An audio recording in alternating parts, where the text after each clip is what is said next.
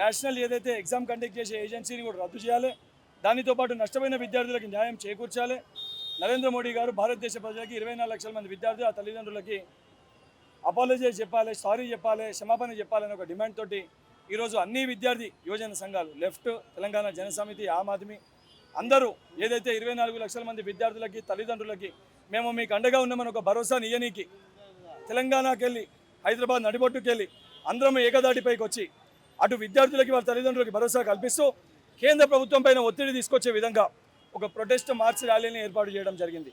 ఎప్పుడన్నా exam conduct చేసినప్పుడు ఆ ఎగ్జామ్ని కండక్ట్ చేయడమే కాదు, ఎగ్జామ్ రాష్ట్ర ప్రతి ఒక్క పిల్లగానికి నమ్మకాన్ని కల్పిస్తూ ఒక భరోసాని కల్పిస్తూ ట్రాన్స్పరెన్సీగా ఎగ్జామ్ని కండక్ట్ చేస్తామనే ఒక ధైర్యాన్ని ఎగ్జామ్ కండక్ట్ చేసిన ఏజెన్సీ ఆ పరిధిలో వచ్చే ప్రభుత్వం ఇవ్వాల్సిన ఒక అవసరం ఉంటుంది.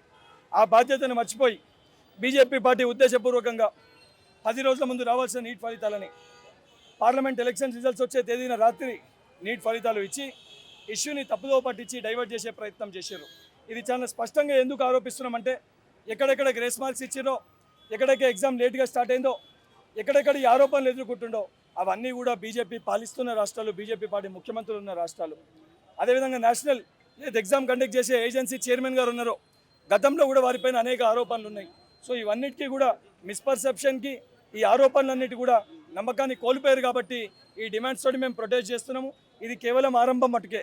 మళ్ళీ ఎల్లుండి అన్ని విద్యార్థి యోజన సంఘాలు మళ్ళీ కూర్చొని ఒక కంబైన్డ్ ప్రెస్ మీట్ పెట్టి ఈ యొక్క 24 లక్షల మంది కుటుంబాల ఒక అన్న బాధ్యతని ప్రతి ఒక్క విద్యార్థి యోజన సంఘ నాయకులు మేము తీసుకొని ఈ 24 లక్షల మందికి న్యాయం జరిగే విధంగా, దానితో పాటు మరొకసారి ఇట్లా పేపర్ లీకేజ్ చేస్తే ఏ రకమైన పరిణామాలు ఉంటాయో ఆ లీకేజ్కు కారకులైన వ్యక్తులను హెచ్చరించే విధంగా మా పోరాటం కొనసాగుతుందని చెప్పని విద్యార్థులకు వారి తల్లిదండ్రులకి భరోసా కల్పిస్తూ కేంద్ర ప్రభుత్వాన్ని హెచ్చరిస్తూ దానితో పాటు ఈ కార్యక్రమానికి సహకరించిన మీడియా మిత్రులకి, పోలీస్ అధికారులకి కృతజ్ఞతలు తెలియజేస్తూ ఏదైతే ట్రాఫిక్ ఇబ్బందులు పడ్డ హైదరాబాద్ ప్రజలకు, తెలంగాణ ప్రజలకి క్షమాపణ కోరుతూ ఏదైతే తదుపరి కార్యాచరణ 2 రోజుల్లో ప్రకటిస్తామని చెప్పి తెలియజేస్తున్నాము. దేశం మొత్తం నిర్వహించిన నీటి పరీక్షను రద్దు చేయాలని, ఎన్టీఏని కూడా రద్దు చేయాలని, దీని స్థానంలో రాష్ట్రాలకే పరీక్ష ఉంచుకునే అవకాశం ఇవ్వాలని, ఈ ఎన్టీఏ చైర్మన్ మీద సుప్రీంకోర్టు విచారణ జరిపించి ఆయన మీద కూడా ఎంక్వైరీ జరగాలనే డిమాండ్లతోని విద్యార్థి యోజన సంఘాల ఆధ్వర్యంలో స్టూడెంట్ మార్చ్ నిర్వహించాం.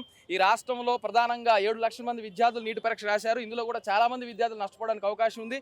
ఈ దేశంలోని 24 లక్షల మంది విద్యార్థులు నష్టం జరగడానికి అవకాశం ఉంది. కాబట్టి ఎక్కడైతే ఆరోపణలు ఉన్నాయో, ఇప్పటికే బీహార్ సిట్ తేల్చింది, ఆడ పేపర్ లీక్ అయిందని తేల్చింది, అమ్ముకున్నారని తేల్చింది. అలాగే గుజరాత్, హర్యానా లాంటి చోట కూడా ఒకే సెంటర్లో ఎక్కువ మార్కులు వచ్చాయని తేల్చింది. ఈ దేశ మంత్రులు కూడా పేపర్ లీకేజ్ మీద మాట్లాడి స్పష్టంగా ప్రభుత్వం వైఖరి తెలపాలని కోరుతా ఉన్నాం. లేకుంటే ఈ కేంద్ర మంత్రులు, ఈ రాష్ట్రంలో మంత్రులను కూడా ఇళ్లలో ముట్టడిస్తాం.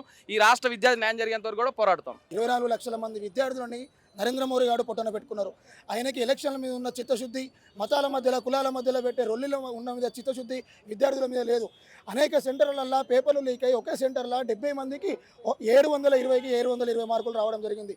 దేశంలో 2016లో నీట్ స్థాపించడం జరిగింది. నీట్ స్థాపించినప్పటి నుండి ఇప్పటి వరకు ఏ ఒక్కరికి కూడా వస్తే ఒకరిద్దరికి ఫుల్ మార్క్స్ వస్తే తప్ప మిగతా వాళ్ళకి రావు. కానీ ఈరోజు ఈ యొక్క నరేంద్ర మోడీ ప్రధానమంత్రి ఆధ్వర్యంలో, ఈ యొక్క ధర్మేంద్ర ప్రధాన్ ఎడ్యుకేషన్ మంత్రి, సెంట్రల్ ఎడ్యుకేషన్ మంత్రి ఆధ్వర్యంలో ఈ తప్పులు జరిగినాయి. ఆ యొక్క విద్యాశాఖ మంత్రి వెంటనే బర్తరఫ్ చేయాలి. అలాగే ఎన్టీఆర్ని ప్రక్షాళన చేయాలి. నీటిని నిర్వహించుకోవడానికి ఏ రాష్ట్రంలో వాళ్ళకి సదుపాయాలు కలిగించాలని చెప్పేసి కూడా ఈ సందర్భంగా నేను తెలియజేస్తున్నా.